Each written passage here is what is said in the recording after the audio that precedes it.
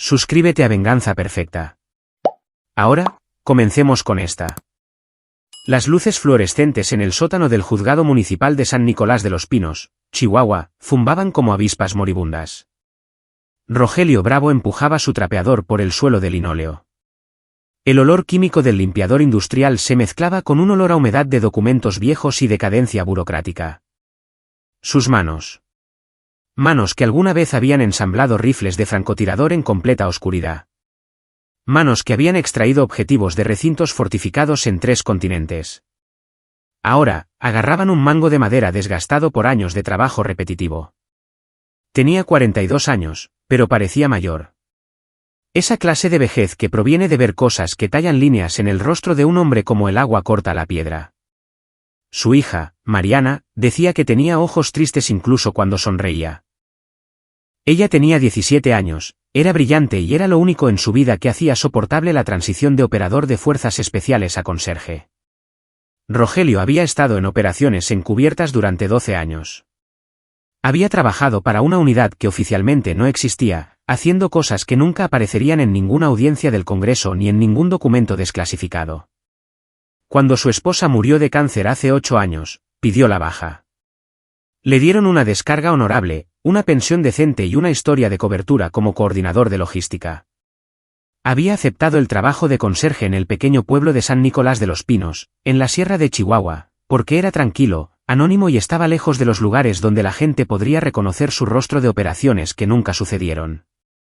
El juzgado estaba vacío a las 9 de la noche, excepto por él y algún abogado ocasional trabajando hasta tarde.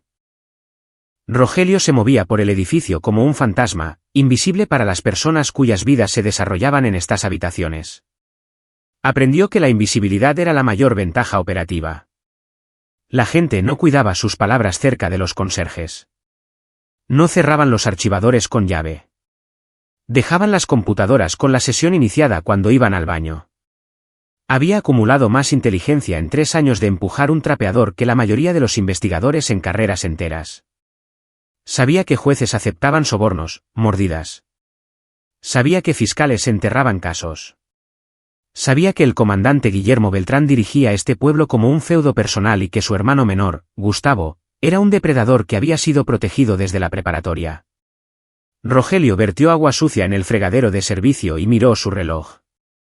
Mariana tenía un grupo de estudio esta noche. Estaba solicitando ingreso al TEC de Monterrey, la UNAM y el ITAM. Sus calificaciones eran inmaculadas a pesar de haber perdido a su madre. Había heredado la mente brillante de su madre, y desafortunadamente, la obstinada independencia de su padre. Estaría en casa a las 10. Su teléfono vibró. Número desconocido.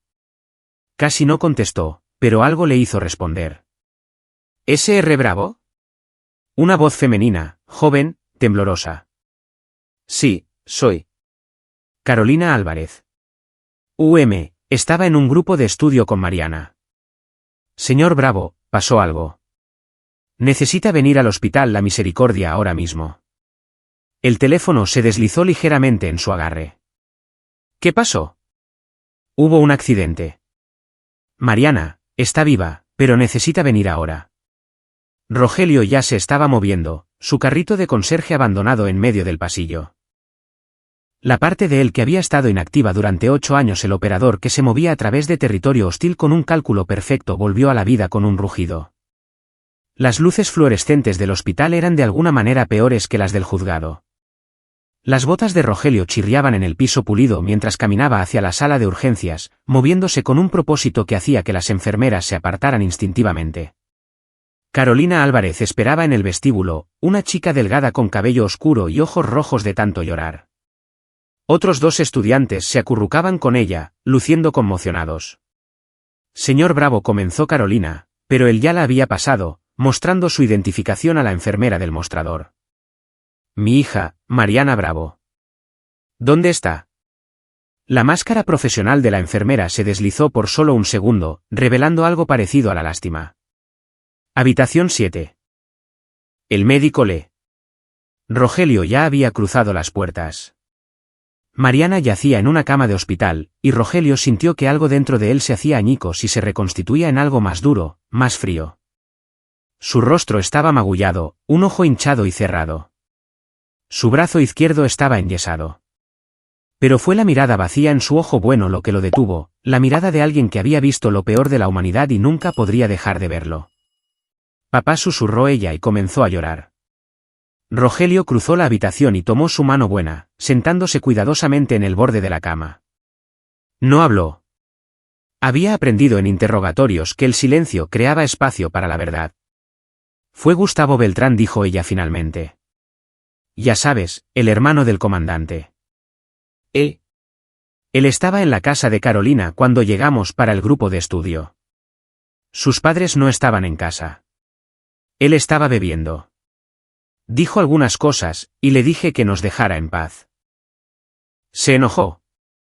La mandíbula de Rogelio se tensó imperceptiblemente.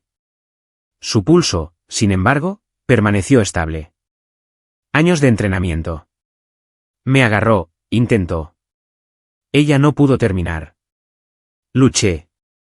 Carolina y los demás trataron de ayudar, pero él es mucho más grande.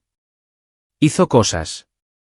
Y luego, cuando seguí luchando, dijo que yo era una pequeña puta igual que mi madre muerta.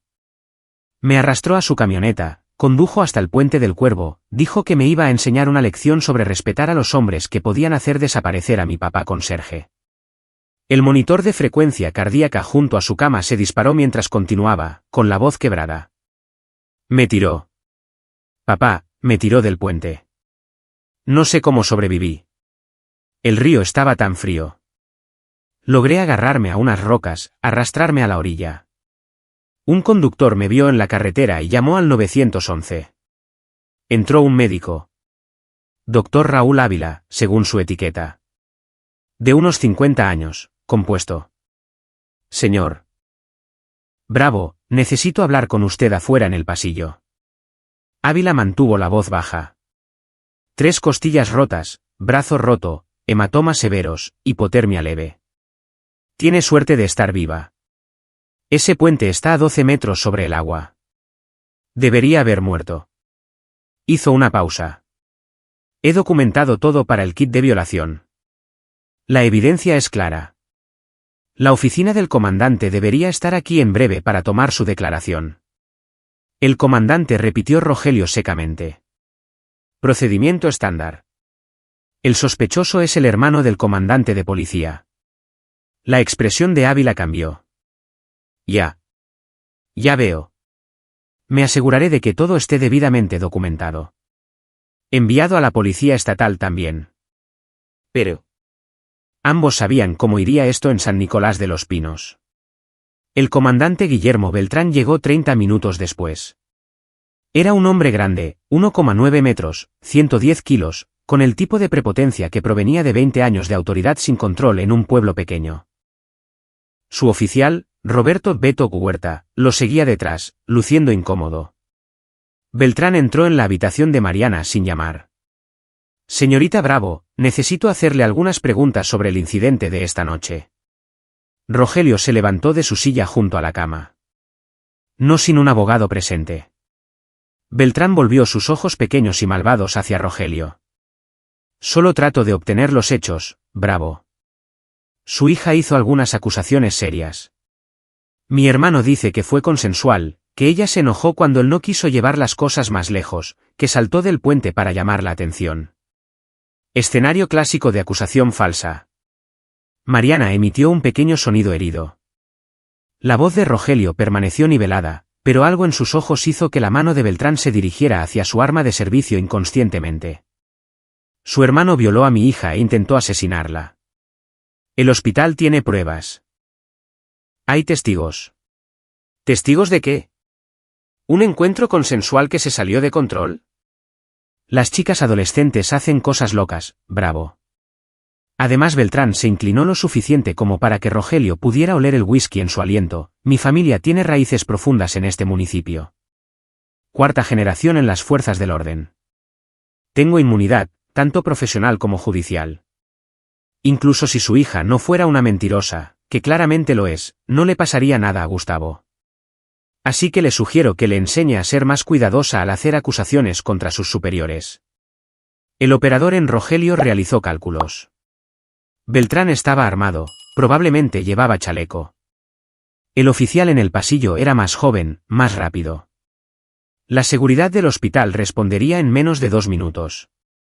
Cámaras en el pasillo, pero no en la habitación. 17 testigos potenciales en este piso. Daño colateral inaceptable con Mariana presente. Retirada. Paciencia.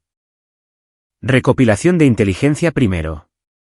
Lárguese, dijo Rogelio en voz baja. Beltrán sonrió, una sonrisa de depredador. Lo dejo con una advertencia, Bravo. Mi hermano es un hombre de negocios respetado.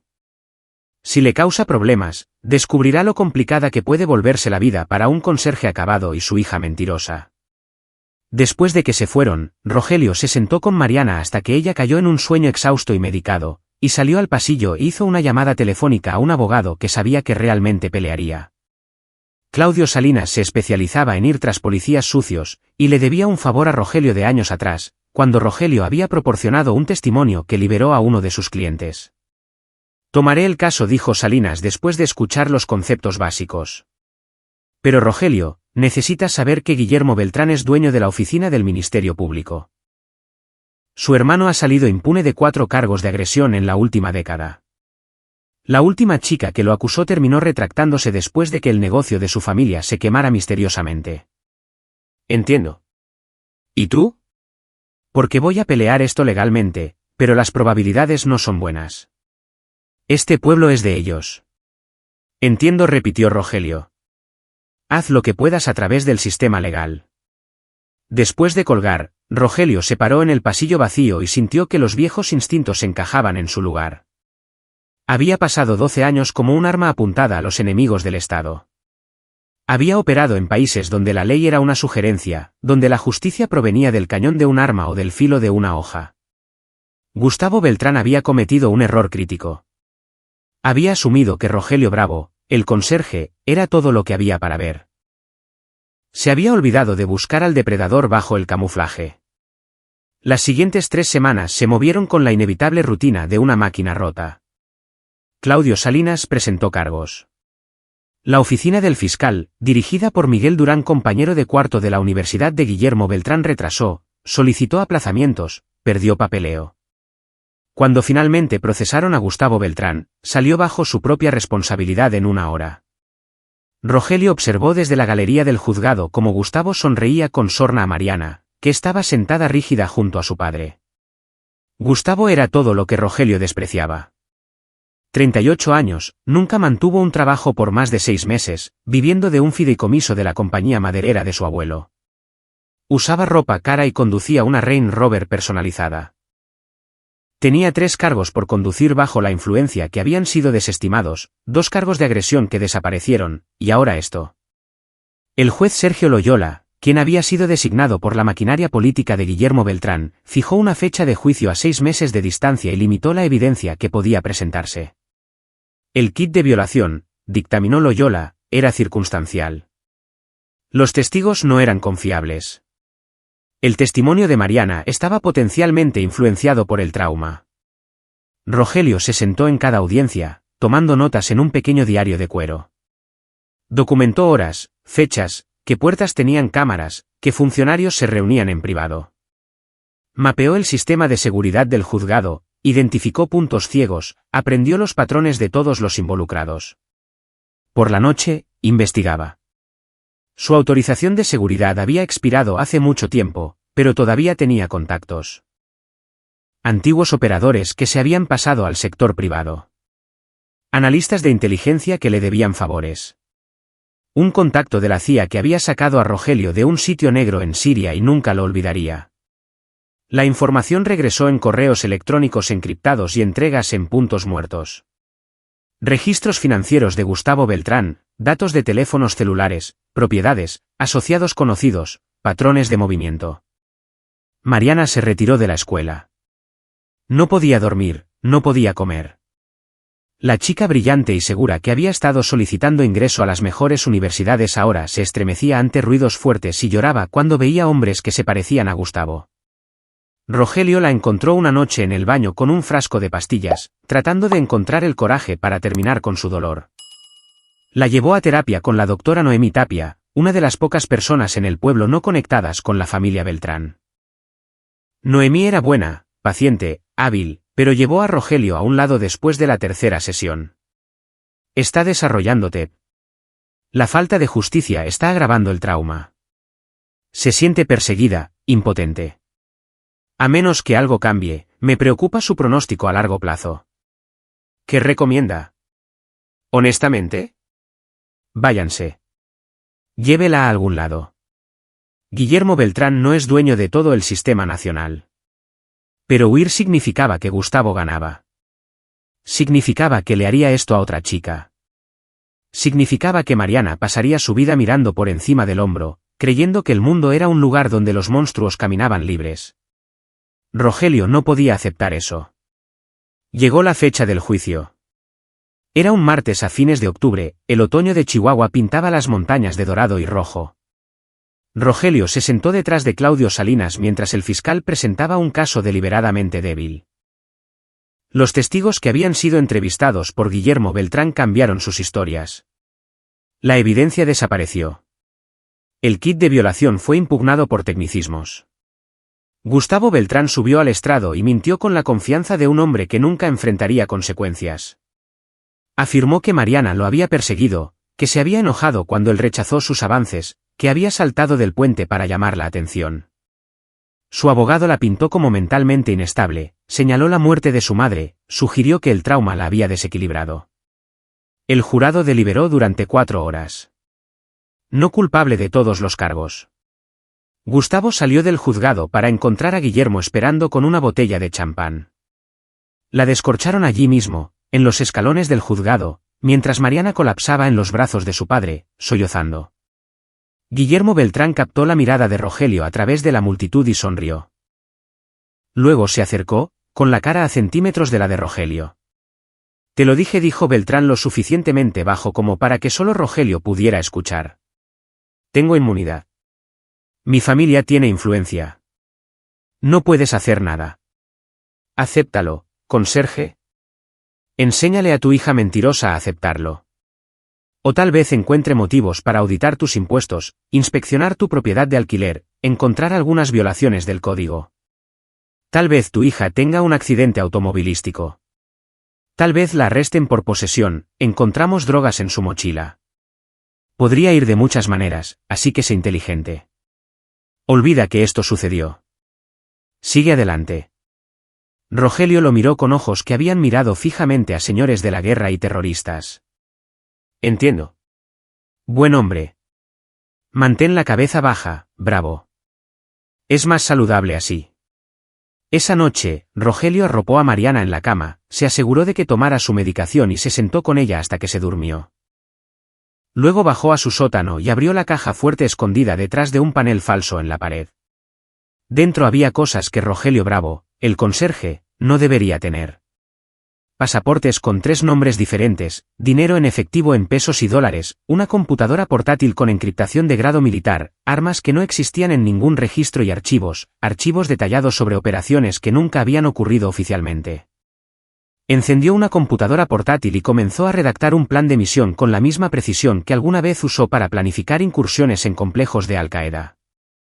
Evaluación de objetivos, análisis de amenazas, inventario de activos, cronograma operativo, planificación de contingencias, estrategia de salida. Guillermo Beltrán tenía razón en una cosa, Rogelio no podía hacer nada a través de los canales legales. Pero había olvidado que Rogelio había pasado una década haciendo desaparecer personas sin juicios, sin órdenes judiciales, sin dejar suficiente evidencia ni siquiera para tribunales militares. Había extraído objetivos de complejos vigilados, eliminado amenazas en territorios hostiles y lo había hecho todo manteniendo una negación perfecta. Gustavo Beltrán no tenía idea de que ya era un hombre muerto caminando. Rogelio volvió al trabajo al día siguiente. El mismo juzgado, el mismo trapeador, la misma presencia invisible, pero ahora estaba operativo. Cada conversación que escuchaba era inteligencia. Cada archivador sin llave era un objetivo de oportunidad. Cada cámara de seguridad fue mapeada, la rutina de cada guardia memorizada. Se enteró de que Gustavo estaba planeando un viaje de senderismo en solitario al Pico del Águila, algo que hacía cada noviembre, una tradición iniciada con su abuelo. Sin servicio celular, caminata de 3 días. Gustavo siempre iba solo porque, como le decía la gente en la cantina, necesitaba tiempo lejos de mujeres necesitadas y de la mierda de pueblo pequeño. Perfecto. Rogelio pasó la siguiente semana realizando reconocimiento. Condujo hasta el inicio del sendero del Pico del Águila en sus días libres, recorriendo las rutas, identificando puntos de emboscada, ubicaciones de escondites, rutas de egreso de emergencia. El área era remota, a 3 horas del pueblo más cercano, sin cobertura de cámaras, vigilancia satelital irregular durante la nubosidad de noviembre. Compiló un mapa topográfico detallado con coordenadas GPS, marcó fuentes de agua, caídas pronunciadas, áreas donde la recepción celular ocasionalmente se abría paso. Planeó 5 enfoques diferentes, 8 rutas de escape. Por la noche, armó su equipo. Una Sig Sauer P226 con silenciador, fuera de los libros, no registrada, completamente estéril.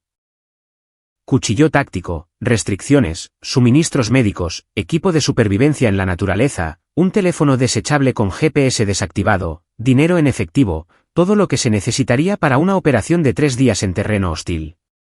También investigó el equipo de Gustavo. El hombre era predecible. La misma mochila costosa Arc'teryx, el mismo equipo de campamento Yeti, la misma comida de sendero.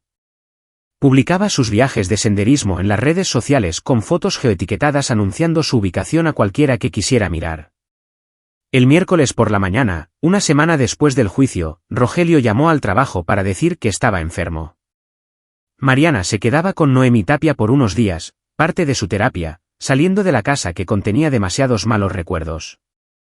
Rogelio cargó su camioneta con equipo de campamento que parecía el equipo de cualquier otro cazador. Usaba ropa comprada con efectivo en una gran tienda a 3 pueblos de distancia. Pagada por un hombre que ya no existía en ninguna base de datos.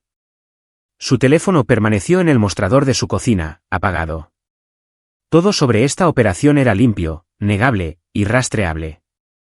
Había pasado 12 años perfeccionando el arte de hacer desaparecer a la gente. Hora de practicar su oficio una última vez. Gustavo Beltrán publicó en Instagram a las 7:43 de la mañana, rumbo a Pico del Águila solo. Nos vemos el lunes. Naturaleza necesitó esto meditación. Rogelio vio la publicación desde el wifi público de una cafetería una hora después.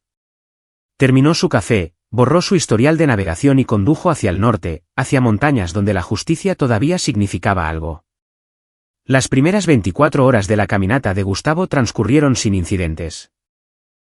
Rogelio lo siguió a distancia, moviéndose a través del bosque con el silencio que sus entrenadores le habían inculcado a golpes durante la selección. Gustavo era blando, descuidado. Ponía música en un altavoz portátil, ahuyentando a la vida silvestre. Dejó equipo esparcido en su primer campamento. Construyó su fuego demasiado grande, anunciando su ubicación a cualquiera en kilómetros a la redonda. Hora de aficionados. Rogelio acampó 2 crestas más allá. Comió comida fría y revisó su plan. La operación ocurriría el segundo día, en una sección del sendero que bordeaba un barranco empinado. Las caídas accidentales eran comunes en estas montañas. Gustavo daría un mal paso, caería por una caída de 30 metros y moriría por las heridas.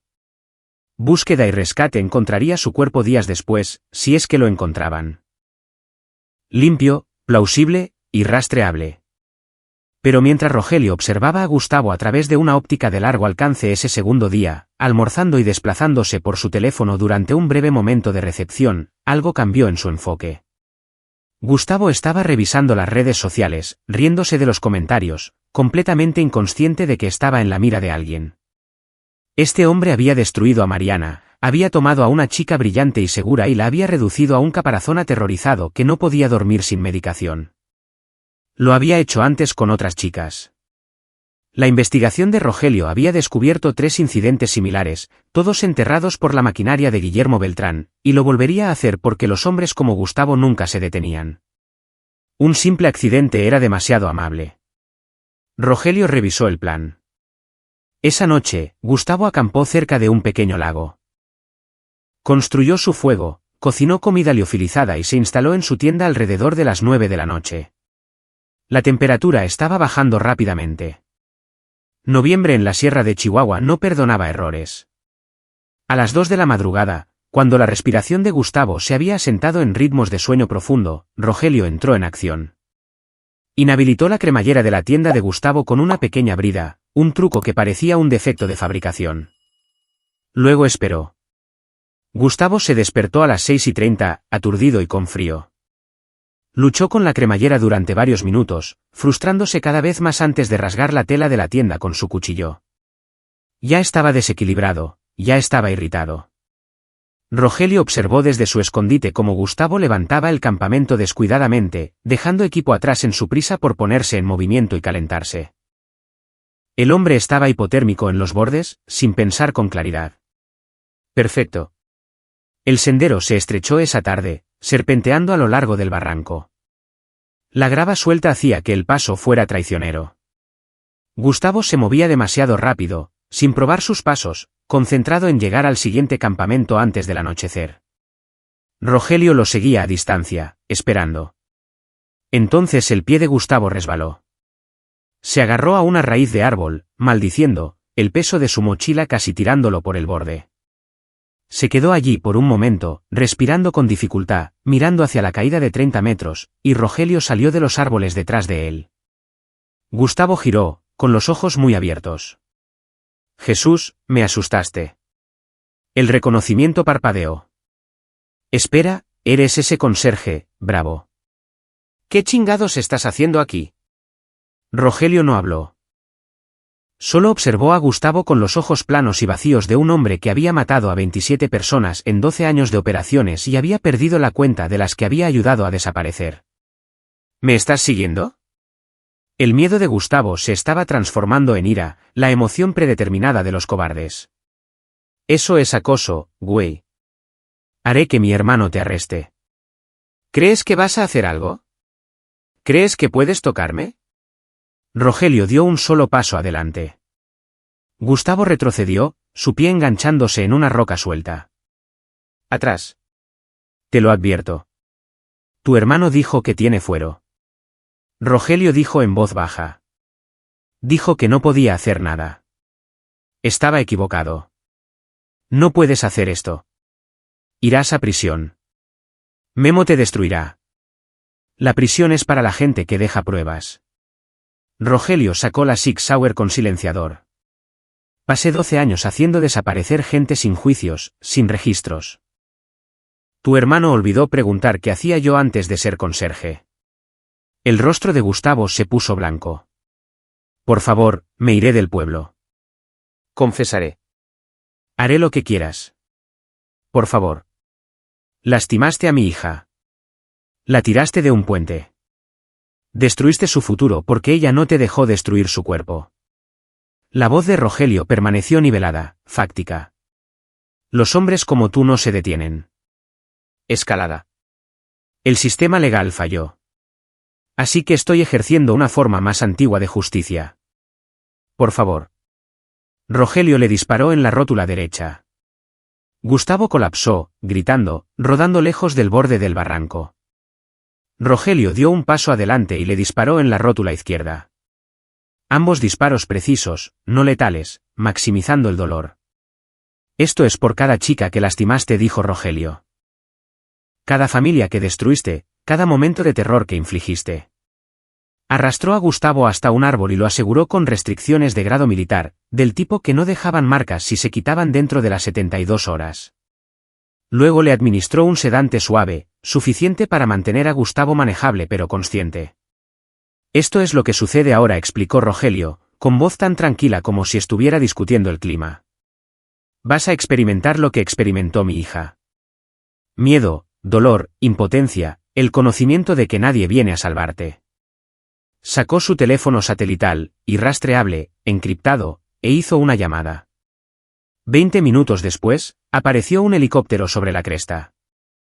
No militar, contratista privado.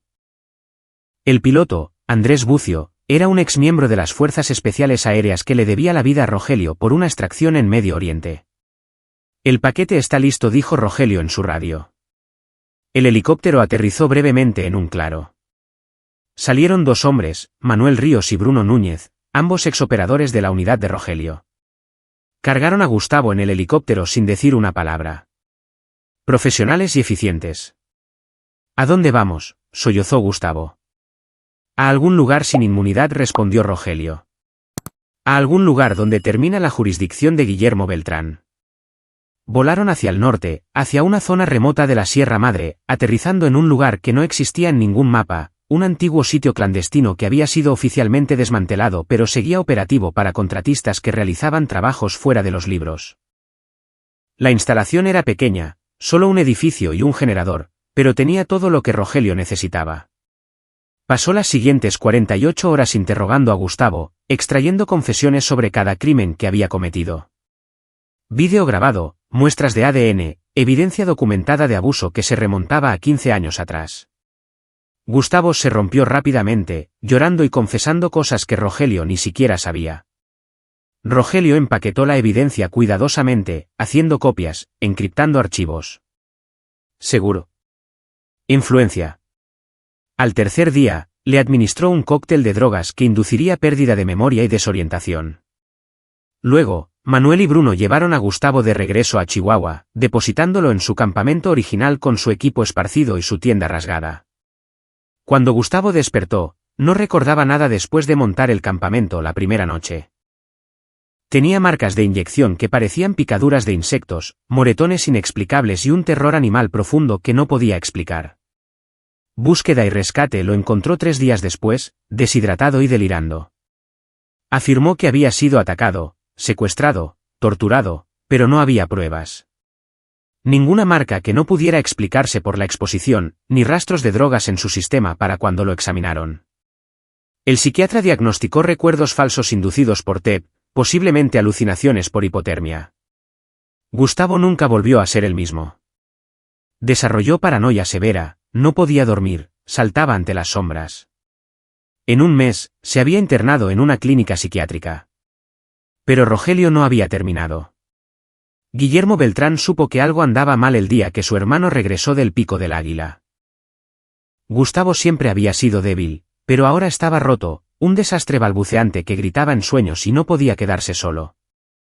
Alguien hizo esto, le dijo Guillermo a Roberto Huerta, su oficial de mayor confianza. Alguien atrapó a Gustavo. Y sé quién. Pero cuando investigó el paradero de Rogelio Bravo, el conserje tenía coartadas perfectas. Había estado en el trabajo frente a las cámaras durante el viaje de senderismo de Gustavo. Múltiples testigos confirmaron que nunca salió del pueblo. El GPS de su camioneta no mostró viajes fuera de San Nicolás de los Pinos. Aún así, los instintos de Guillermo gritaban que Bravo era responsable. Comenzó a indagar, verificación de antecedentes, registros financieros, historial laboral. Fue entonces cuando encontró las inconsistencias. El pasado de Rogelio era demasiado limpio, demasiado vago. Coordinador de logística para un contratista que apenas existía en los registros públicos. 12 años con lagunas que no cuadraban del todo. Guillermo hizo llamadas a contactos en las fuerzas federales.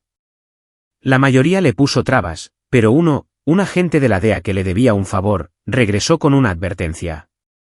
Lo que sea que creas que encontraste, déjalo. El archivo de Rogelio Bravo está sellado a un nivel que nunca he visto. Varias agencias tienen banderas en él. Si empiezas a tirar de los hilos, vas a llamar una atención que no quieres. ¿Quién diablos es él? Alguien a quien deberías haber dejado en paz. ¿Mi consejo?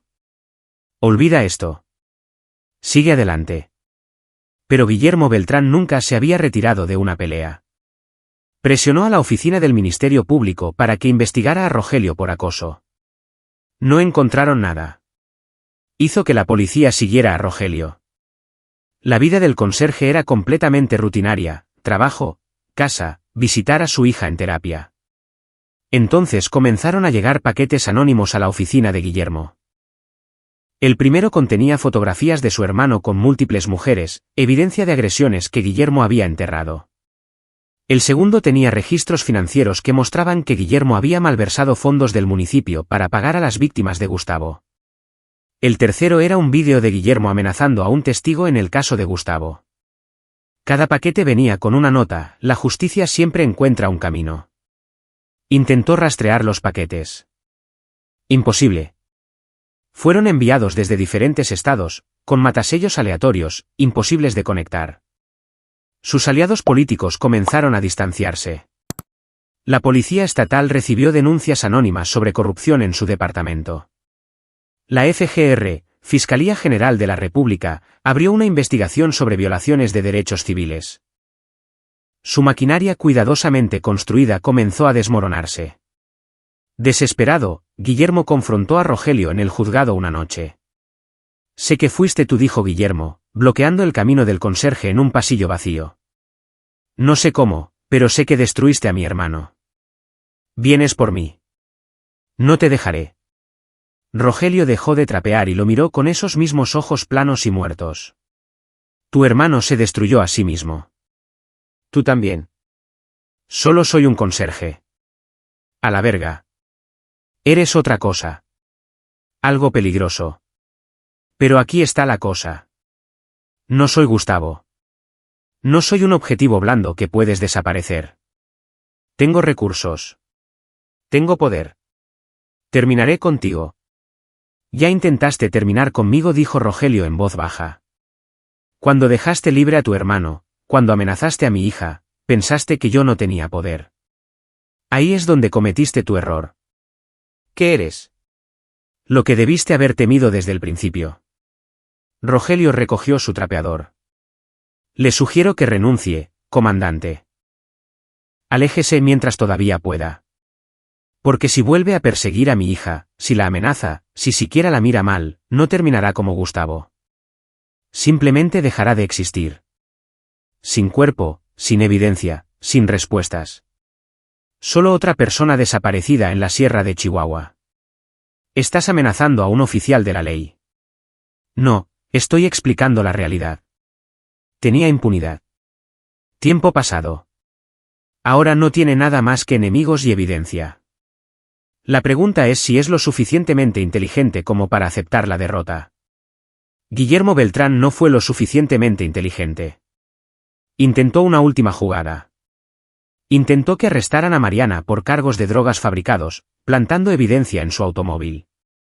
Pero Roberto Huerta, que había estado horrorizado en silencio por la corrupción, avisó a la policía estatal.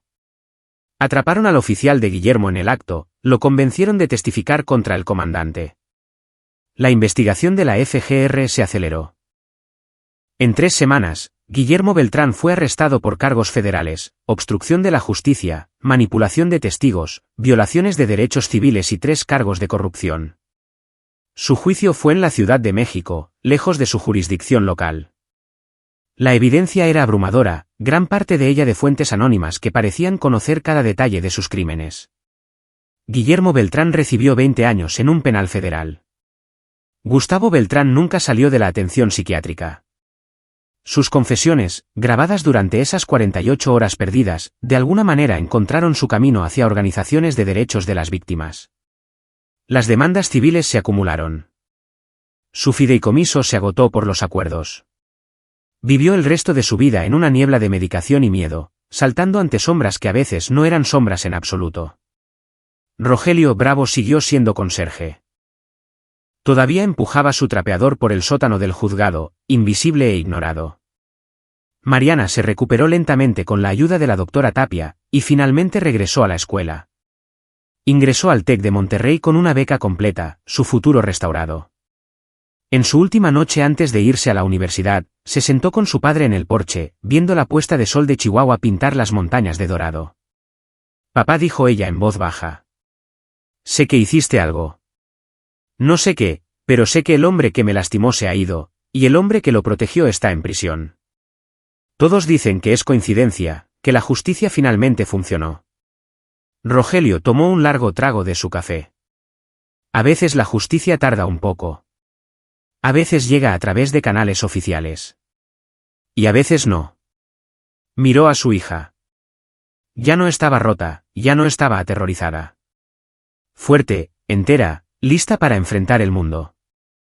A veces admitió, la única justicia es la que haces tú mismo. Pero ese es un camino peligroso que espero que nunca tengas que caminar, porque ya lo caminaste por mí, porque soy tu padre y algunas cosas valen cualquier precio. Mariana guardó silencio por un largo momento. Gracias. Siempre. Un año después, durante las vacaciones, Mariana regresó a casa del TEC. Encontró a su padre en el sótano donde guardaba su caja fuerte.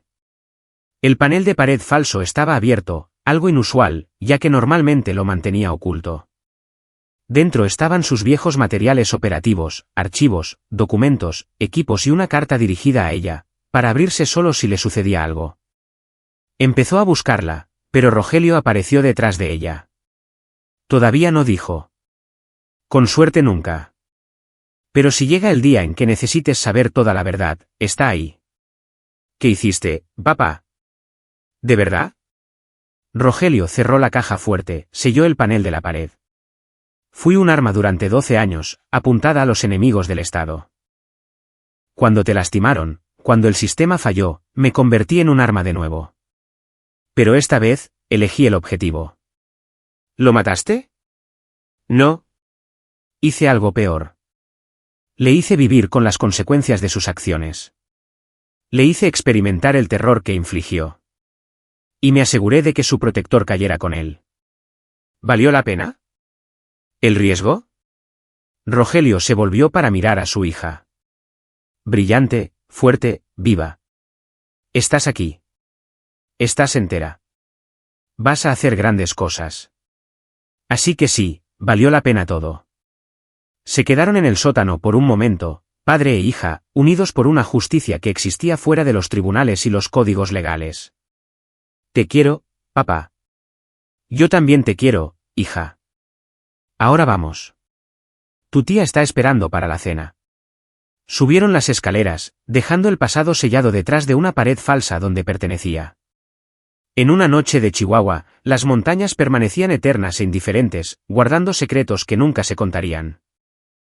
Rogelio Bravo siguió siendo un conserje, un hombre invisible con un trapeador y una vida tranquila. Pero en las sombras, donde terminaba la justicia oficial y comenzaba el ajuste de cuentas personal, él era algo completamente diferente. Él era el ajuste de cuentas que los depredadores olvidaron temer, y todavía estaba observando. Aquí es donde nuestra historia llega a su fin. Comparte tus pensamientos en la sección de comentarios. Gracias por tu valioso tiempo. Si disfrutaste esta historia, asegúrate de suscribirte a este canal. Eso me ayudaría mucho. Haz clic en el vídeo que ves en la pantalla y te veré.